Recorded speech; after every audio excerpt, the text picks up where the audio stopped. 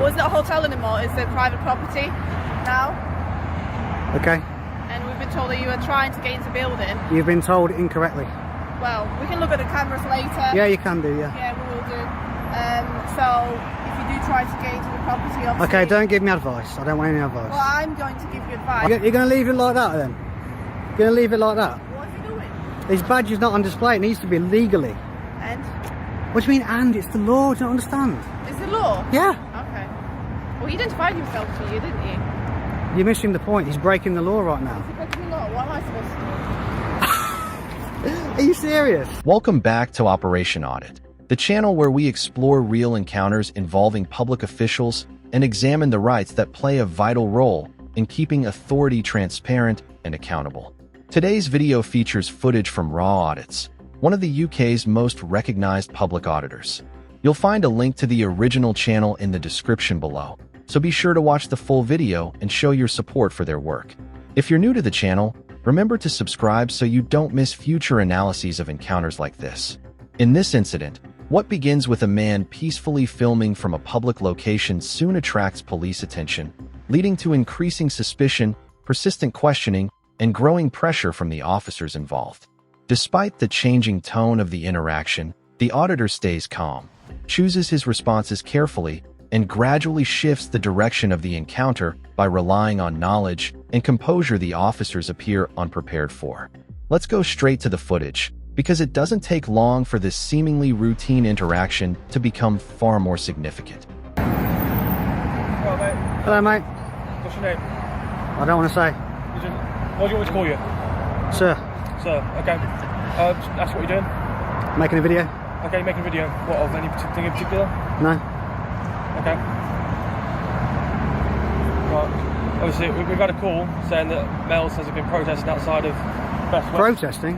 That's what we've been told, yeah. Right. Hello there. So you're not protesting, you're just making a video. Oh, what is this video for? I'd like to get you both in shot, that's all right. Sorry? I'd like to get you both in the camera. Oh, you don't want to, or do you do? You do. I do, yeah. I can't hear you. Well, yeah, I know it's a bit annoying because we're right next to the main road. Stand like this because the sunshine. Yeah. So, what's your name, mate? I'm not telling you what my name is. You're not telling what's your name, okay. So what are you doing here? Just private stuff. Private stuff? Yeah. Should we both identify? Yeah, I'm PC 15542 Nastai, that's the police station. Thanks. PC 31084 Alan, that's the police station. Cheers, thanks. Do you want to identify yourself? No, Okay.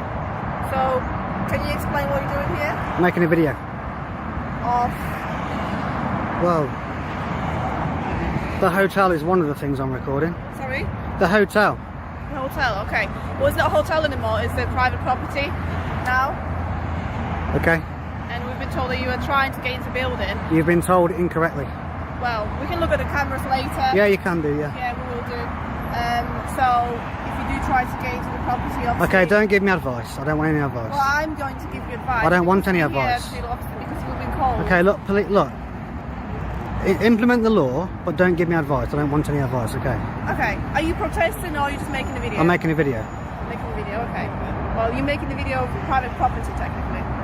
Yeah, but I mean, I'm standing on public now, aren't I? Okay. Well, as long as you don't get inside, not causing Okay, any again, I issues. don't really want any advice, if you don't mind. Okay, well, I'm giving you advice anyway. Well, I'm not listening to your advice. I don't want to be rude, right? But I've done nothing wrong, so don't tell me what to do. Well, if you were trying to get into the building, then it's... I've already said that that's nonsense. That's not true. Okay. So are you going to stay here then? Yeah, until I get bored and I'll go. That short exchange set the tone for everything that followed.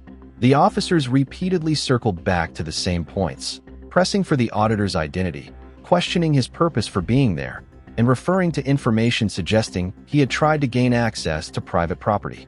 The auditor, meanwhile, remained on public land, challenged the assumptions behind those allegations, and refused to treat informal guidance as though it carried the force of law. One feature of the encounter became increasingly noticeable as it unfolded. The same questions continued to be asked, seemingly in the hope that persistence might produce a different response or expose an inconsistency. Instead, the auditor answered with the same calm and measured approach every time, giving the officers neither. The moment he drew a clear distinction between a voluntary request and something he believed he was legally obliged to do. The balance of the conversation began to shift. The officers continued engaging with him, but the confidence that had characterized the opening moments of the encounter appeared to diminish. What had started with certainty gradually became marked by hesitation. Encounters like this highlight why recognizing the difference between a request and a lawful requirement can have a significant impact on how an interaction develops. What would you have done in the same position? Would you have provided your details, or would you have responded in the same way as the auditor? Okay, how long you plan to stay here for? Till I get bored. Have either of you recorded me? Yeah. Yeah, they both are. Who signed off on the covert recording of me? Sorry? It's not covert. It is, you didn't tell me. Don't need to tell Are you. we covert? We only... It's covert because you didn't tell me. That's not how it works. Okay, well, you realise you are supposed to tell me in your policy, yeah? Have you got any more questions? No comment to that one. No, nothing else, no. So where are you going to share your videos? Probably YouTube.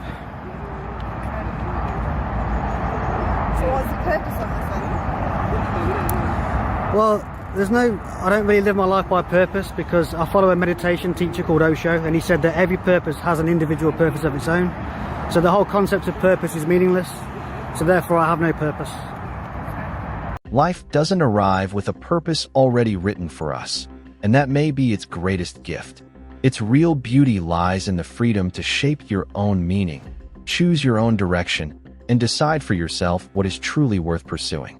So is that what you do normally? Just like go to place to record? Yeah. There must be something to it, like there's some meaning to it. Is there a particular reason you chose to film here? Nope. So just turn up to random locations and record feelings of people? Yeah. Do you have any questions for us? No, I didn't call you, did I? So no, nothing for you. No.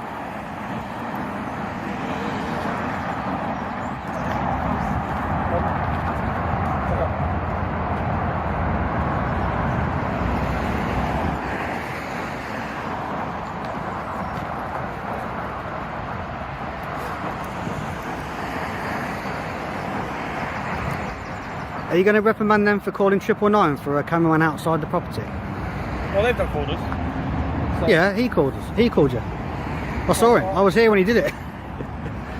That man there on the left called 999. We're here because we got a call from Best Western. Oh, are you? Yeah. I'm going to have my picnic here, okay? Listen to me very carefully, sir. I'm in charge of security here. Come on. No. I've got a yogurt, but I haven't got a spoon. Oh, okay. Well, he called 999 as well, because I was there when he did it. So... You tried to get into that building over there? I was on the premise. I didn't go in the building. Okay. I was on the grass for a bit. Spoke to a really nice security guard for quite a while.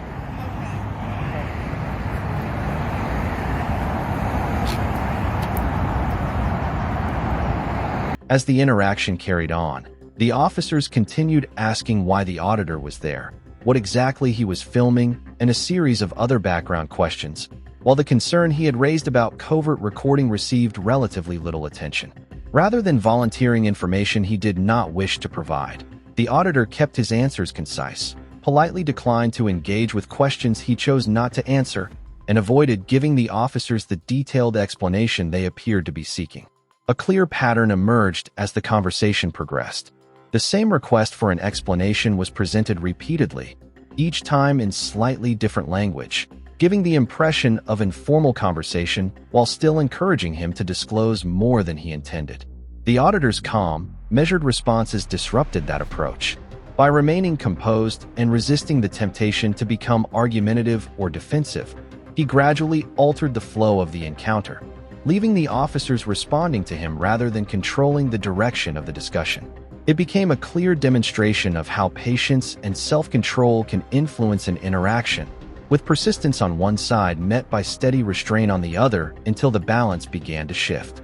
Recognizing when a question is simply a request rather than an obligation allows people to make informed choices about what they are comfortable sharing, while still keeping the exchange calm and respectful.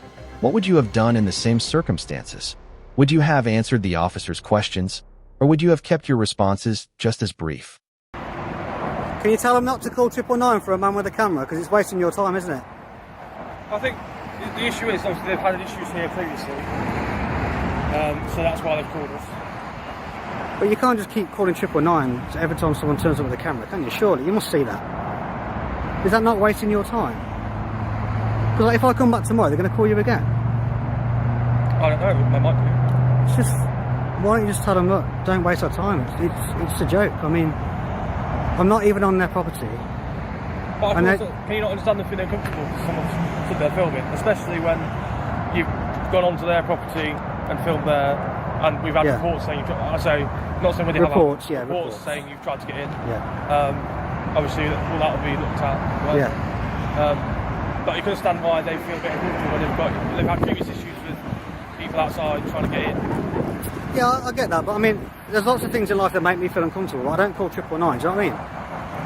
Well, just because you wouldn't in the situation doesn't mean that everyone has the same standard when they call 999. But I mean, it's an emergency number, isn't it? 999 is for emergencies. And this is clearly not an emergency, so I'm just a bit annoyed that they're calling 999 for it. And if you don't tell them not to do it again, they're going to do it again, aren't they? Because I'm going to come back probably within a week and do this again. Okay, do you know when you come in? I don't know yet. Okay. Is it just you, or do you do the group of other people? Just myself. Yourself? Okay. I'm a little bit more open with you because I found her to be a little bit sort of pushy and bolshy, but you're alright. I like you. You've been nice and friendly. Well, obviously, my colleague's just trying to have a conversation with you. We're just trying to make sure, just find out why you're here. Yeah. Obviously, we have had previous protests. At the location, which is why obviously we attended, because when there are protests, although people have a right to protest, sometimes that can get... Can spill over, yeah? It can stop being a legal protest and start becoming something else. Yeah. So that's obviously why we attended. I suppose at the point where it spilled into something else, that would be the time to call 999, wouldn't it? But man with a camera, I just think it's out of order. I think it's out of order. That's just my personal opinion. The conversation then reached a point that demonstrated why a clear understanding of your rights can have such an impact during encounters like this. The officer sought to justify the repeated emergency call-outs by referring to earlier incidents and information that had not been confirmed, while the auditor repeatedly returned to one simple principle. Filming from a public place, on its own, does not automatically amount to an emergency. Rather than accepting that he needed to answer for assumptions or speculation, he shifted the discussion towards the reasons behind the police response itself, asking whether deploying emergency resources in these circumstances was genuinely justified. That subtle change in direction transformed the exchange. The officer was no longer driving the conversation through questioning, but instead found himself explaining the basis for the actions that had been taken, while the auditor remained composed and deliberate throughout. It became a practical example of how calm, informed questioning can expose uncertain reasoning without allowing the situation to become confrontational. As the discussion continued, the certainty behind the explanation appeared to diminish, leaving the justification open to greater scrutiny. Understanding the limits of lawful public filming can make it much easier to recognize when pressure or implied suspicion is being used to influence your decisions. What are your thoughts? Have you ever seen officers respond to someone simply because they were recording in a public place? If you witnessed a similar situation, would you challenge the response, or would you choose to walk away? These two security guards here, they're both committing a criminal offence right now. Do you know what it is? SIA Section 9, you're supposed to have your SIA licence on display at all times. Neither of them have got their badges on display. Criminal offence. I'll have a look at that. What section did you say it was? Section 9, SIA. The SIA, what's the... Securities Industries Act, Section 9. If you Google it now, you'll see. Got to be on display, Section 9. So the irony is that you've been called out by someone who's breaking the law. You're going to leave it like that then? You're going to leave it like that? What is he doing? His badge is not on display, it needs to be legally. And? What do you mean and? It's the law, do you not understand? Is the law? Yeah. Okay. Well, he identified himself to you, didn't he? You're missing the point. He's breaking the law right now. Breaking the law. What am I supposed to do? Are you serious? Okay, have a nice day. He's breaking the law. He's breaking the law. What am I supposed to do? That has got to be one of the best quotes of all time by a police constable. He's breaking the law. What am I supposed to do? Unbelievable. Nice day. Don't need to pass. Don't touch me. Do not touch me. I'm not touching you, but you're not. Can I have the CAD number, please, for the call out? The CAD number. CAD. What do you need for? Because I'm entitled to it. You've not called the police, did you? I'm entitled to the CAD number of the call out. I don't think so. You are utterly clueless, aren't you?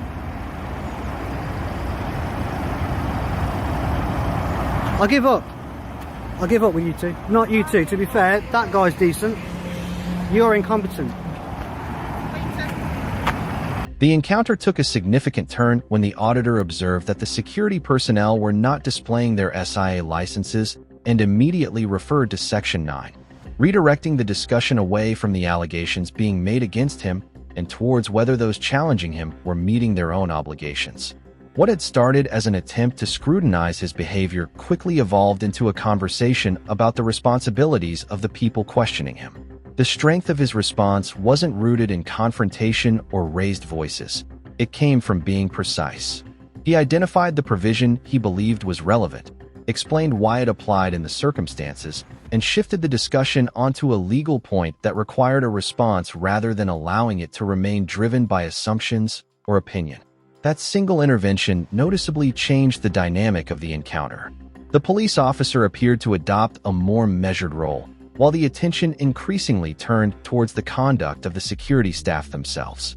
It was a clear demonstration of how calmly raising an informed legal point can move the focus from exercising authority to examining accountability, all without escalating the situation. What would you have done if you found yourself in the same position? If a security guard challenged you without displaying the required SIA license, would you have raised the issue there and then, or would you have chosen to leave rather than risk a confrontation? Let us know your thoughts in the comments below. If you enjoy detailed breakdowns of police accountability, public interactions, and the rights that shape encounters like these, don't forget to like the video, subscribe to the channel, and join us for more real-world analyses.